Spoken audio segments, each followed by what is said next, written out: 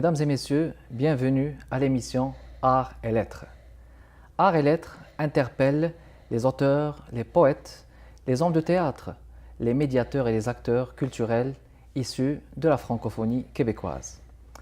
Aujourd'hui, nous avons le plaisir d'accueillir M. Anatoly Orlovsky, qui est compositeur, poète, pianiste et photographe. M. Orlovsky qui a exploré les attractions, les synergies entre la musique des mots, la poésie des sons agencés, les transes harmoniques, jardins vibratoires, des images captées. M. Orlovsky a fait des voyages révélateurs dans le Grand Nord québécois et canadien qui l'ont inspiré. Il a exposé dans plusieurs manifestations culturelles et depuis 2014, Anatoly Orlovsky publie sa poésie dans des revues littéraires, dans la revue Possible. Son premier recueil de poésie devra paraître en hiver 2018. Monsieur Anatoly, bienvenue à l'émission Art et Lettres. Merci. Alors, vous êtes polyvalent, compositeur, musicien, poète aussi. Et on sait bien que la poésie et la musique sont complémentaires, ils se complètent. J'aimerais savoir, vous avez commencé par quoi? Est-ce que vous avez commencé au début par la musique ou bien c'était la poésie qui était votre choix donc, qui était vraiment un choix de prédilection?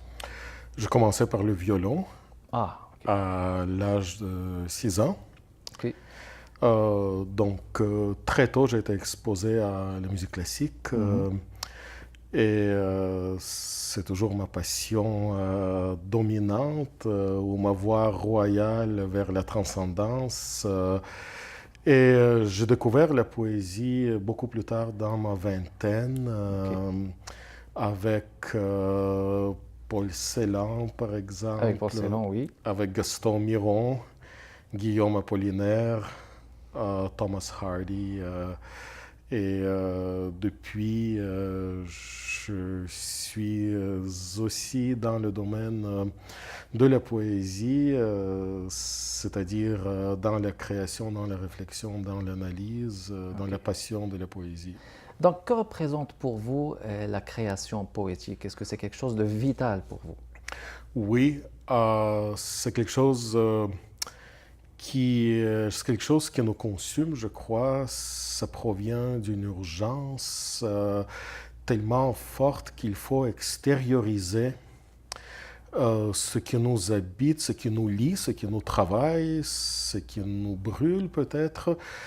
On ne peut plus le contenir à l'intérieur de soi. Donc c'est une nécessité. Ensuite, il y a bien sûr le travail de la forme. Mais il y a un feu sacré, il y a une nécessité de prendre la parole aussi pour partager ce qui nous habite.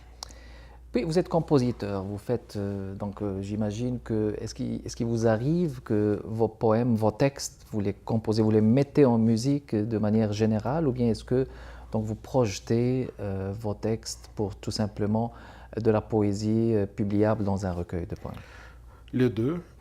Actuellement, par exemple, je travaille sur un opéra de chambre dont le livret est basé sur un roman norvégien contemporain, La Pasteur de Hanne Ørstavik.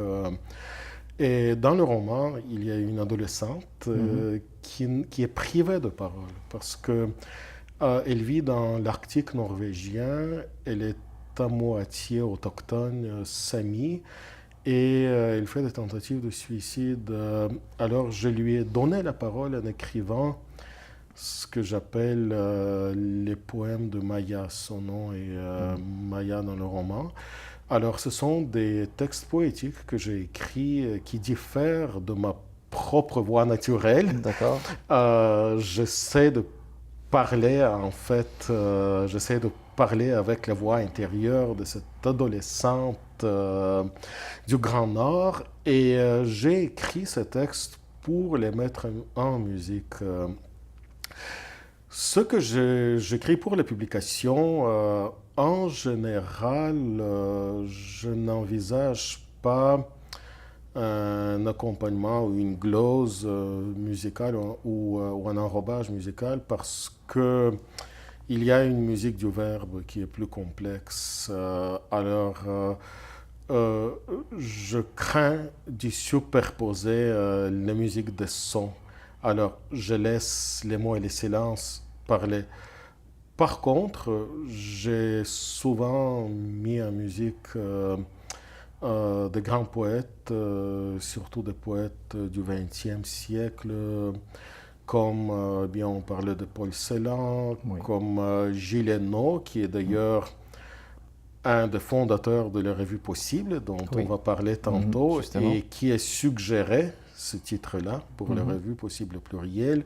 Mhm. J'ai mis en musique plusieurs poèmes de Louise Warren, une autre auteure québécoise. Alors, oui, je travaille beaucoup le côté lyrique de la musique, la mélodie et l'opéra.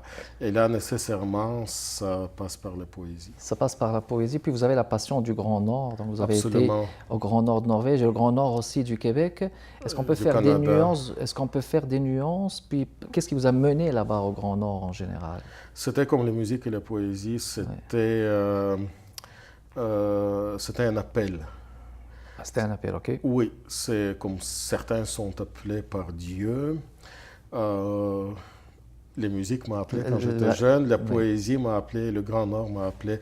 Quand j'ai vu la taïga pour la première fois, c'est-à-dire, j'ai regardé la taïga avant, mais quand je l'ai vue pour la première fois dans le Nord C'était comme un québécois, coup de foudre, donc. c'était comme un retour chez soi. Et il y a un accord entre le granit, l'épinette noire Oui. et le ciel pâle du nord qui résonne depuis. Puis il y a un grand silence aussi, il faut dire, qui est Oui, très inspirateur. Hein. oui, oui. Un silence qui est plein, bien sûr. Euh, En fait, un de mes compositeurs préférés, Jan Sibelius, Oui. s'est retiré à la fin de sa vie euh, il l'a dit, pour écouter le silence Pour de la forêt. écouter le silence. Très bien. Alors, on va faire une pause et on va vous retourner, mesdames et messieurs, dans les minutes qui viennent. Restez parmi nous.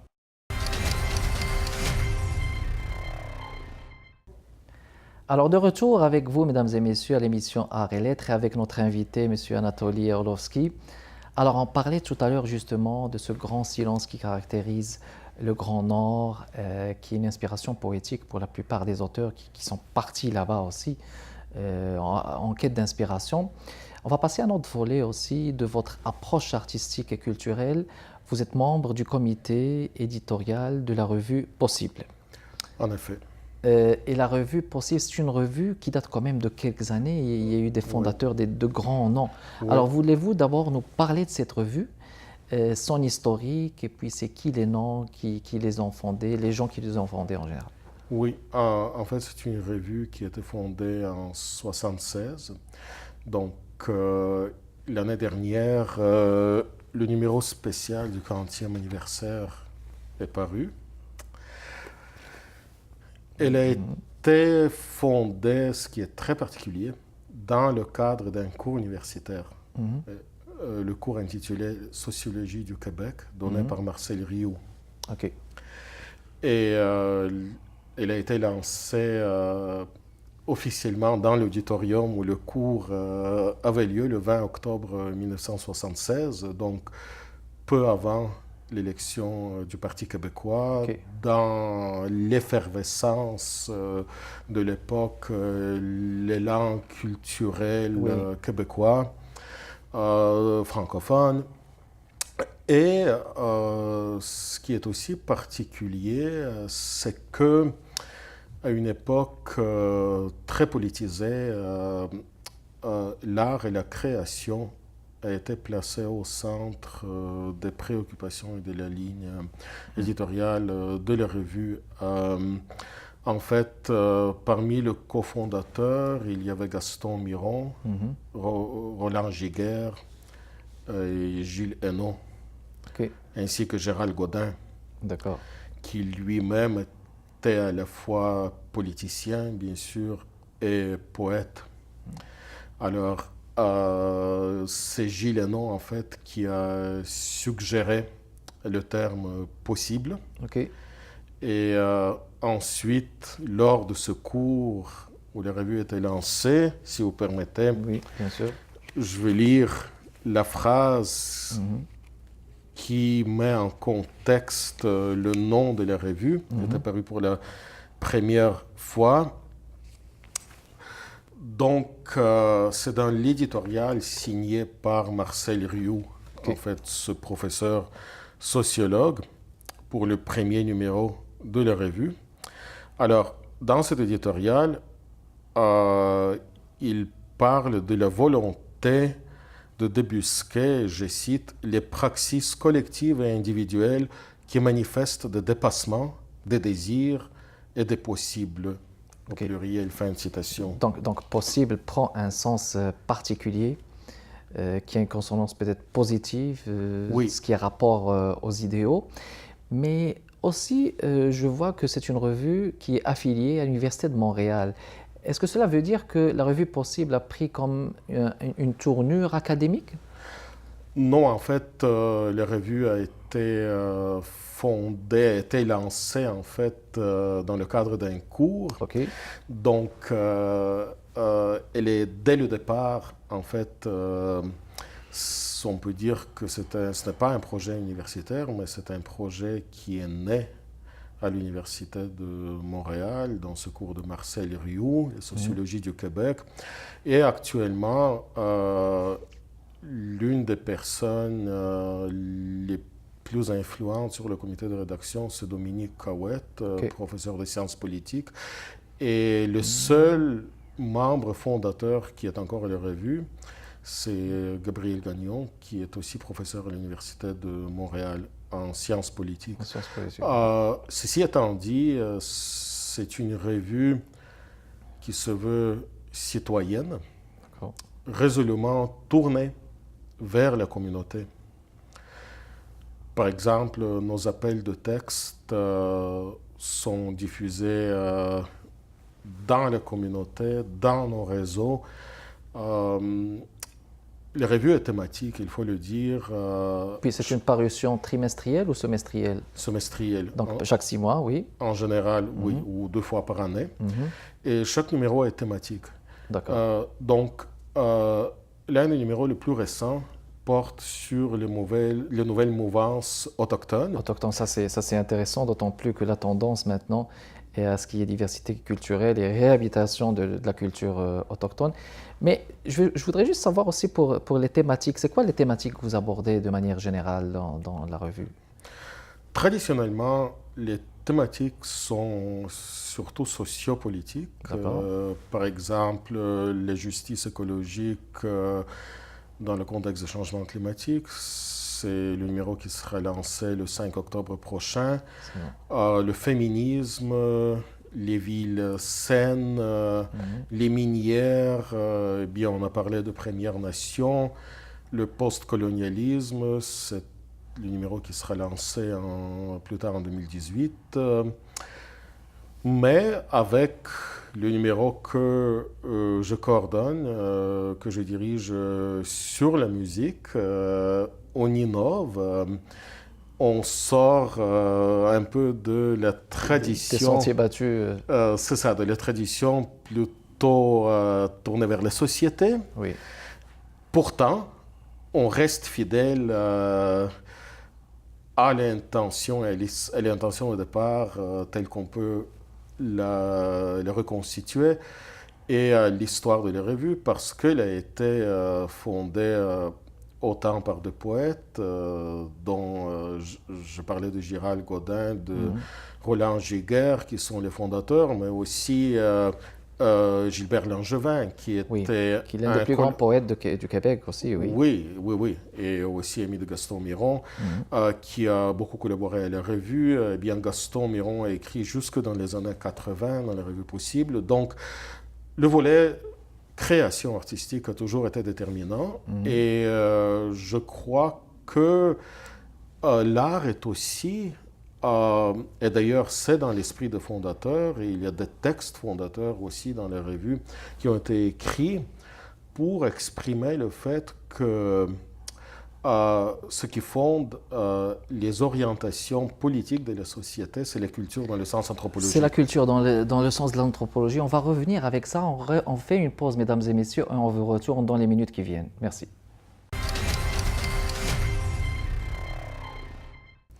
De retour avec vous, mesdames et messieurs, à l'émission Art et Lettres, avec notre invité Anatoly Orlovsky.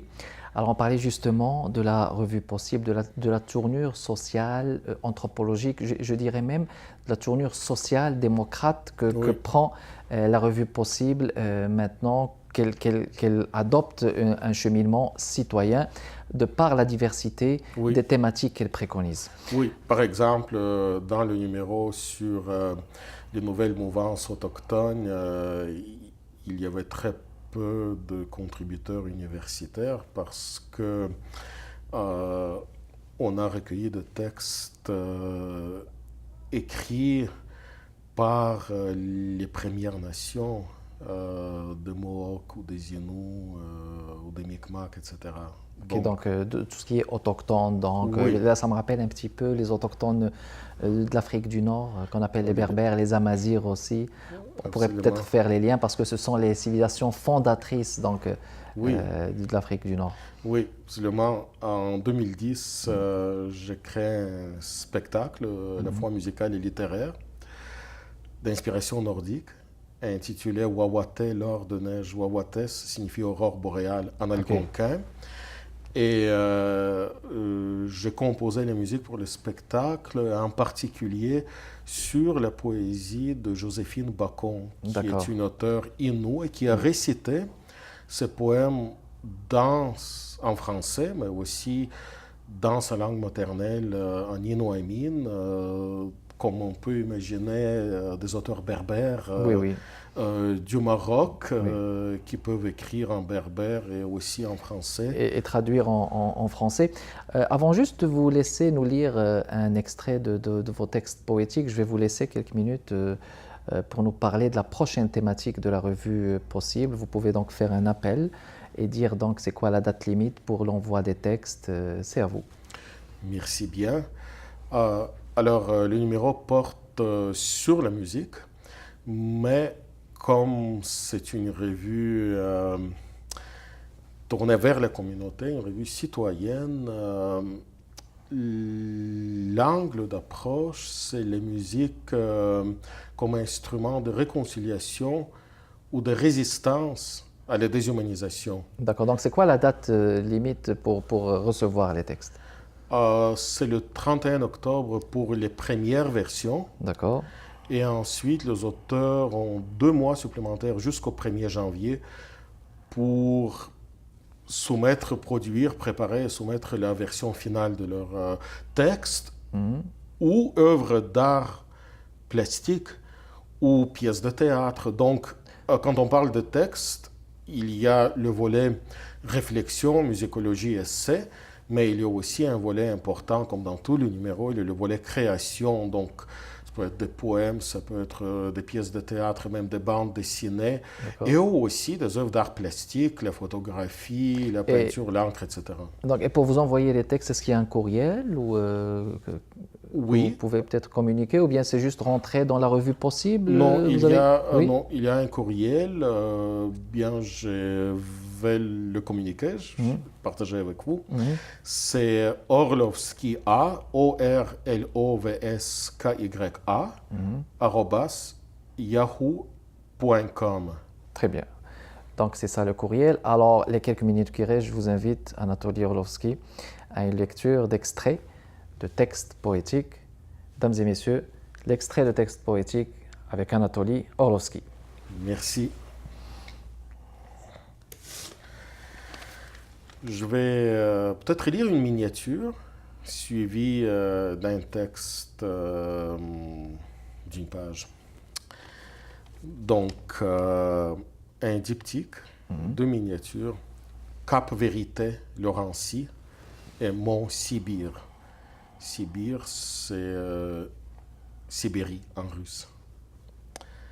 Donc, Cap Vérité, Laurencie. Pluie sculptée. Brume à tribord, tu buvais cette fumée laurentienne quand le jour vint nous résoudre, nous rendre clairs et distincts. Extinguibles, nous devenions les routes de nos États. Nous traversions délimitables, bientôt pittoresques. Arpentez-nous, accourez, nous électrifier, brader, peindre, aux gémonies, nos habitables déserts vérités. Mont Sibir, 2 bougies où sombrait en toi.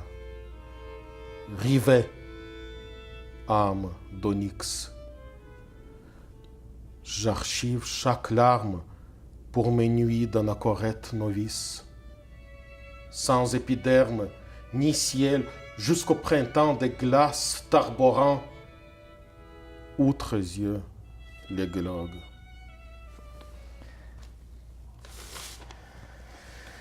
Et C'est notre extrait. oui, lac Paradis. Lac Paradis, très Ouais. bien. On s'écoute. C'est un lac qui existe réellement dans le nord de l'Abitibi, près de la petite ville de Matagami. Excellent. Glissement, densité, lyre sombre. Ce qui creuse dans une lente et féroce immanence. Le seuil socle l'oiseau d'ondée noire, paradis. Arrêt soudain, un loup sur la route. Ciel en cadence, quand se déversa le vent pulvérisant tous les cônes au sol. Matagami dans ton intègre frêle immanence, ma sécheresse cultivable toujours, ce lac projetait vers terne, à l'heure sans lac, où l'autocar franchit ce feu gardien. Lac Paradis, 49e parallèle entre Matagami et le Bourgade de Joutel, abandonné en 1996, suite à la fermeture de sa mine d'or. Magma granitique. La taïga cède ici aux hommes, au torrent de leurs songes mal pétrifiés. Un 30 août pluvieux, cultivable. Alors, merci beaucoup Anatoly Orlovski. C'était Anatoly Orlovski, mesdames et messieurs, l'émission Arts et Lettres. Merci beaucoup de votre attention et à la prochaine.